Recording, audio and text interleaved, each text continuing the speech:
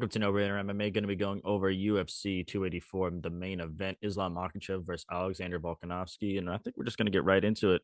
Islam Makhachev, fresh off winning lightweight gold in a dominant win over three-time lightweight champion Charles Oliveira, a guy that dominated the lightweight division for years on an 11-fight win streak at the time.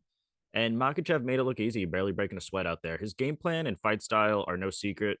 He's a suffocating grappler, heavy top pressure, and his hands are overshadowed by his elite grappling. He has a cannon of an overhand left.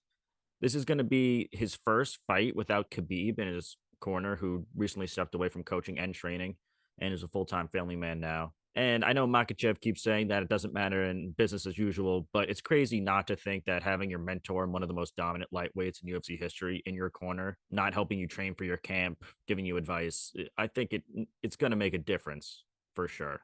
He's taken on five-time featherweight champ and arguably one of the greatest 145ers ever, Alexander Volkanovski, who's making his lightweight debut and looking to become the eighth ever double champ in UFC history alongside names like GSP, Conor McGregor, Amanda Nunes, and Henry Cejudo. Volk is the more well-rounded guy in this matchup for sure, and definitely will have the striking advantage. His striking is gritty, hands are explosive, he's got great cardio, constantly circling around the octagon, darting in and out of range, landing his shots, getting out of dodge, and the pace he keeps is almost unmatchable. He landed 130 strikes or more in his last 6 fights. I think the biggest thing people keep saying that's going to be the difference maker in this fight is that Volk is too small. He's 5'6". He's going to be at a 4-inch height disadvantage. But Volk is no stranger to being at a physical disadvantage. He was, after all, a 215-pound, 5'6" rugby player before finding MMA.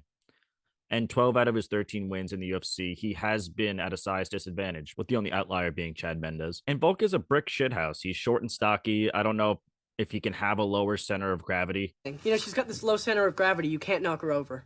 Well, I could knock her over. Dad, I'm telling you, you can't. They call her the wall, Well, it's... Well, I guess he could, because he has been packing on the pounds for this fight, eating 4,000 calories a day during his training camp. And I know it's kind of cliche for this matchup, but that's what it's going to come down to. Makhachev needs to take this fight to the grounds. And I think, obviously, eventually at some point, this fight will go to the ground. I do think Makhachev will notch a couple of takedowns, especially early on, to try to get Volk to slow down. But as the fight goes on and it gets into the championship rounds even, if Volk can stuff a few takedowns, push his pace, overwhelm Islam maybe, flex his cardio, frustrate him, I think he's got a really good shot in this fight, and he's kind of getting overlooked. So I'm going to be going with the underdog challenger, Alexander Volkanovski, in this one.